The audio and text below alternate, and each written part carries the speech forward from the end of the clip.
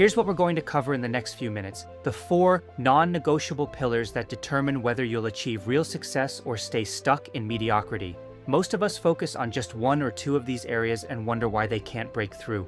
By the end of this video, you'll have a complete roadmap that successful people use to build wealth, grow personally, and create the life they want. Let's start with the foundation most people get completely wrong. Your money foundation changes everything because most people treat their finances like separate buckets instead of one connected system. This is based on the research I've done. Please see the references in the description below. Your mortgage sits in one bucket, savings in another, investments in a third, and credit card debt in a fourth, with none of these buckets talking to each other.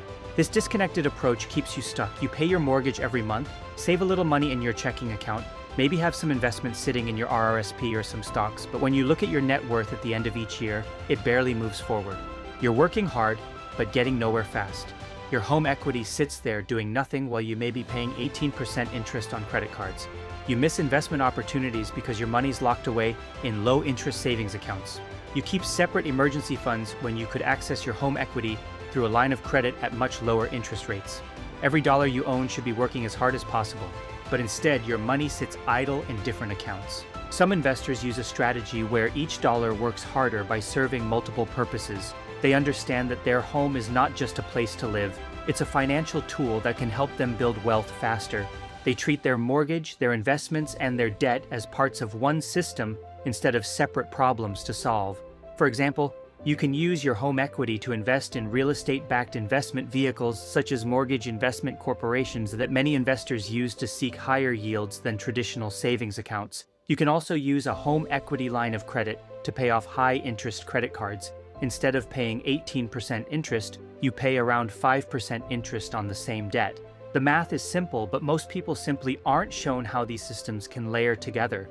They never connect these dots because they view each financial system as separate rather than understanding how they can work together to help you build wealth. Canadians who master this typically see their net worth grow much faster than those who keep everything separate. They understand that every financial decision affects every other decision.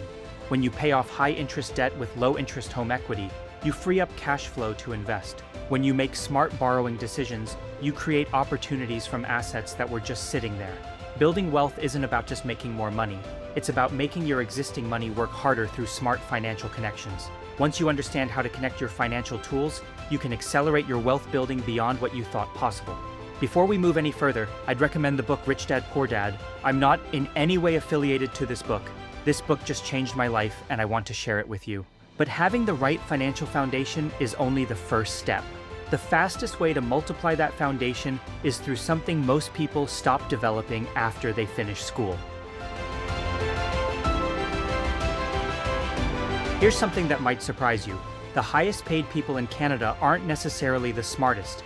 They're the ones who never stop learning new skills. Intelligence helps, but it's not the deciding factor between those who earn average incomes and those who build real wealth through their careers.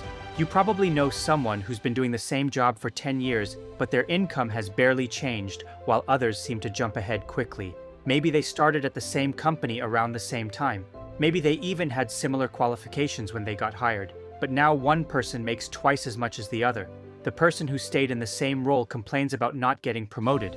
They blame office politics or bad luck. But the real difference is much simpler. The difference comes down to where you combine different abilities to become irreplaceable in the market. Instead of being decent at several things, you focus on one, then later expand to other areas once you have mastered the one thing. For example, if someone wants to be successful in starting a business, they might think about all the things they need to do, like marketing, selling, and managing money. But instead of getting overwhelmed, they can focus on the one thing that will make the biggest difference, like finding their first customer. By putting all their energy into that, they can make real progress. Once they succeed with that one thing, they can move on to the next. This helps them stay clear, work smarter, and reach their goals faster. Most people think learning stops after school, but successful investors treat skill development like a monthly bill they never skip paying. They set aside time every week to learn something new. They take online courses. They read books about topics outside their main field. They attend workshops and conferences.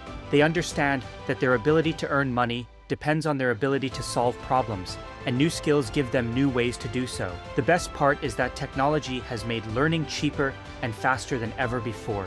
With online courses and podcasts, you can learn in months what used to take years. You can learn from experts around the world without leaving your house.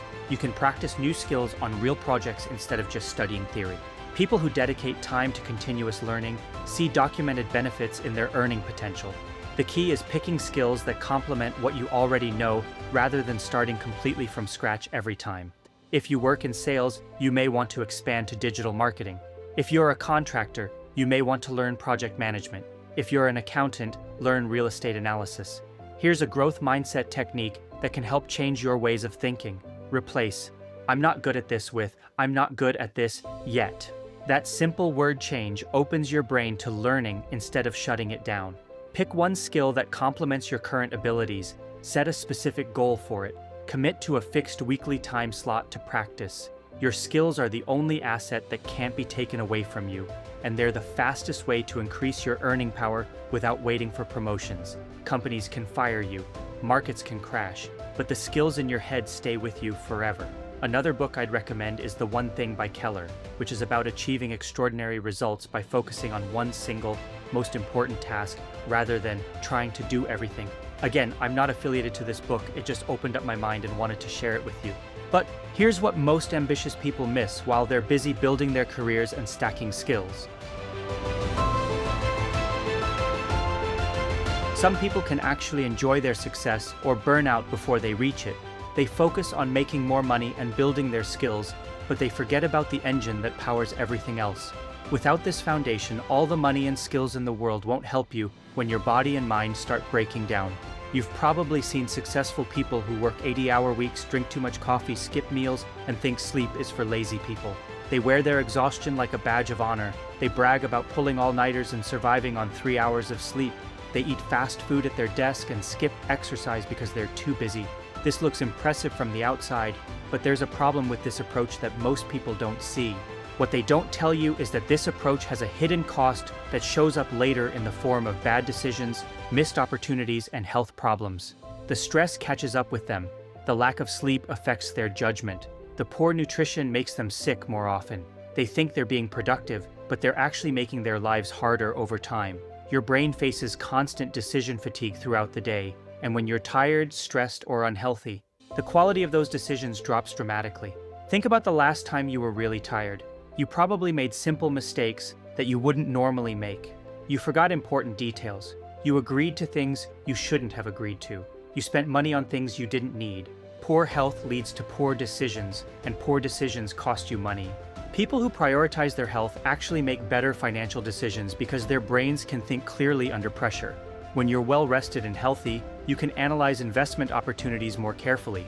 You can negotiate better deals. You can spot problems before they become expensive mistakes. You can handle stress without making emotional decisions that hurt your finances. Managing stress and sleep also improves your emotional intelligence, which helps you make calmer, more informed investment choices. The solution isn't complicated.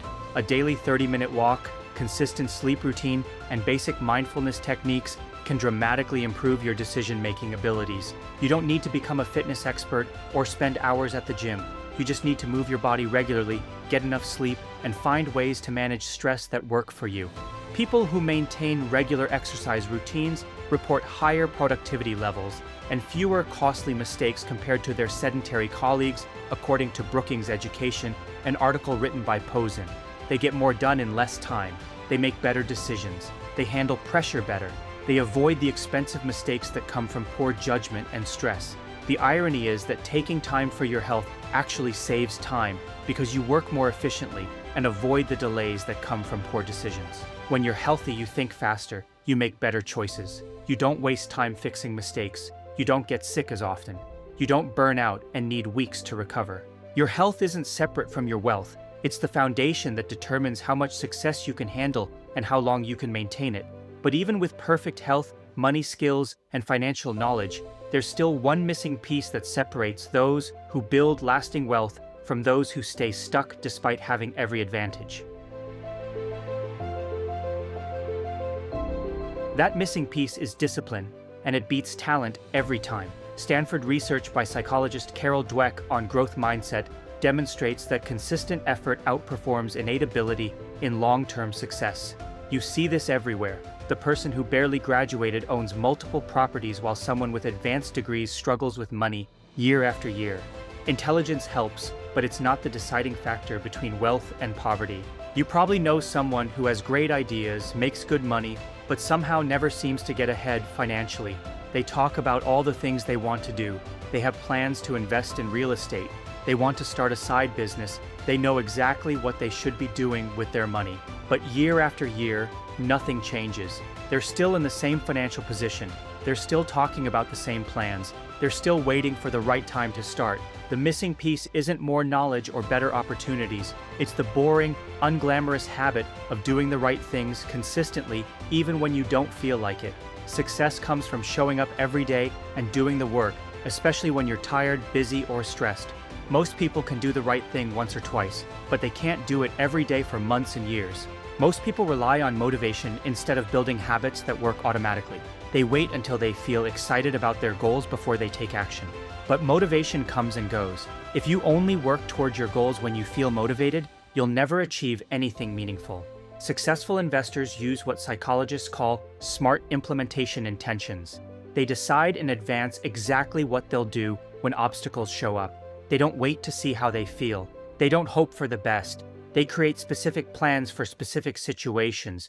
They remove emotion and willpower from the equation by making decisions automatic. For example, instead of saying, "I'll invest more money," they say, "Every payday, I'll transfer $500 to my investment account before I pay any other bills." They don't think about it. They don't debate it. They don't wait until they have extra money. They make the transfer automatically because they decided in advance that this is what they would do. The difference between successful and unsuccessful people isn't that successful people don't face challenges. Everyone faces challenges, gets tired, has bad days, deals with unexpected expenses and difficult situations. It's that successful people have already decided how to handle these challenges before they happen. Research on grit shows that consistent effort over years outpredicts talent in long-term success. People who build wealth don't get rich from one big investment or one lucky break. They get rich from doing small things consistently over many years. They save money every month. They invest regularly. They stick to their plans even when markets are down. Discipline is like a muscle that gets stronger with practice. And once you build it in one area of your life, it automatically improves every other area too. But here's what most people miss about how these four areas actually work together.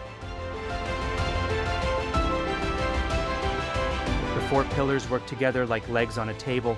Remove any one of them, and the whole thing becomes unstable and eventually collapses.